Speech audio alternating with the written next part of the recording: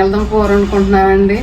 ఈ వీడియోస్ చూడండి పూర్తిగానే, చూసి నచ్చితే కామెంట్ పెట్టండి.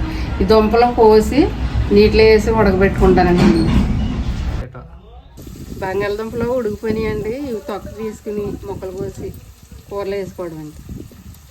బంగాళదుంప కూరలోకి ఉల్లిపాయలు కోసాను, టమాటాలు ఒక టమాటా, పచ్చిమిరకాయలు 4 ఉల్లిపాయలు, నూనె మరిగాక ఉల్లిపాయలు వేసుకుని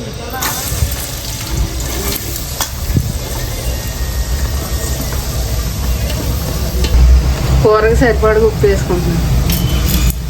ఉల్లిపాయలు బేగా మగ్గుతాయండి. ఉల్లిపాయలు మగ్గిపోయినాయని టమాటాలు పచ్చిమిరకాయలు వేసేస్తున్నాను.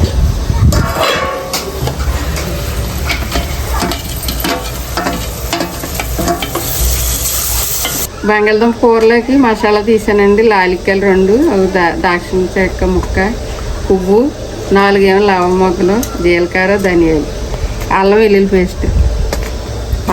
పేస్ట్ వేసేస్తున్నాను ఇందులో.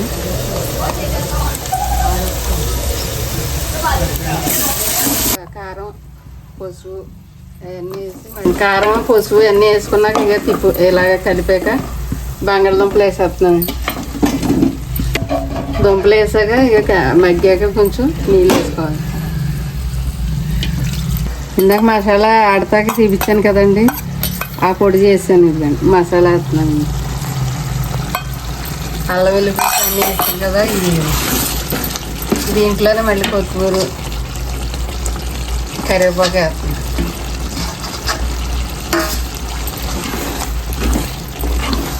కొంచెం ఓపెన్చి మగ్గబెట్టాక 10 నిమిషాలు కట్టేసుకోవడం గ్యాస్. చాలా రుచిగా ఉంటుందండి. ఇలాగ వండుకుని ఒకసారి ట్రై చేయండి. తినడానికి చాలా బాగుంటుంది.